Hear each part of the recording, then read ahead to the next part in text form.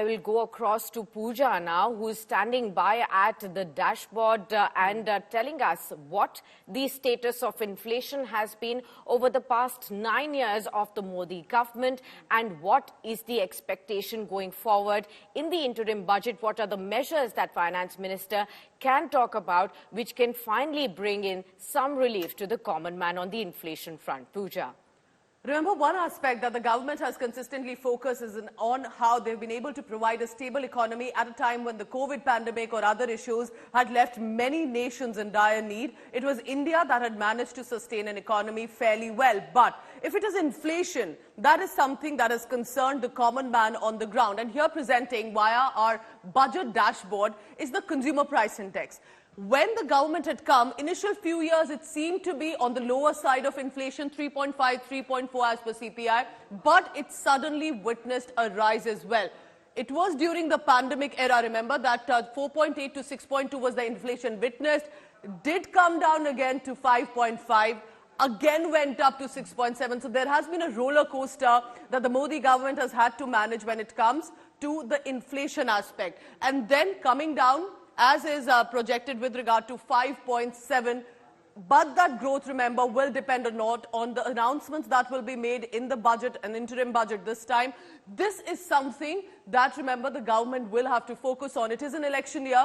People will want, specifically the salaried class, the middle class, will want to ensure that nothing happens around them that puts an inflation in their budget as well of their daily life. Absolutely, Pooja. Inflation is a big point on which the common man will be judging the way the finance minister will be presenting her budget, the sixth budget this time around. Let's now go across to my colleague Aishwarya Paliwal, who's standing by at the finance ministry to give us more sense of what can be the big expectations from the interim budget today.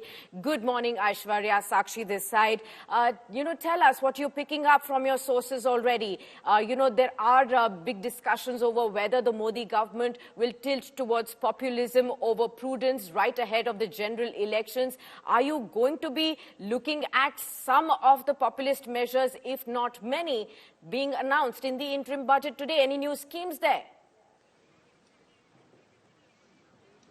Well, definitely, Sakshi, and why not? Because, for the government, this is an extremely crucial thing that they need to do just before the big 2024 elections. And we have seen how over time, Finance Minister Nirmala Sitharaman has made sure that there are many schemes, many welfare schemes, in fact, which are doled out to the government. So this time also, from what we are understanding, almost all the sectors will get something. Youth is something that the government will be focusing on. Garib is also something that they will be focusing on. So GYAN, GYAN, basically, those are the sectors, Sakshi, that we will have to look out for. The government also will make sure that most of the schemes, the pre-existing schemes, the tenure of those schemes is also increased. So all those things, and obviously for the Bharatiya Janata Party and for Prime Minister Narendra Modi himself, 2024 is a big deal. We will see glimpses of the big 24 elections in today's budget, and obviously most of the sectors will be looked at. Women is also things that from what we understand, Finance Minister Nirmala Sitharaman will also have something in a kitty for the women, because that is one of the things that even Prime Minister Narendra Modi and BJP has been pushing for over the past many years.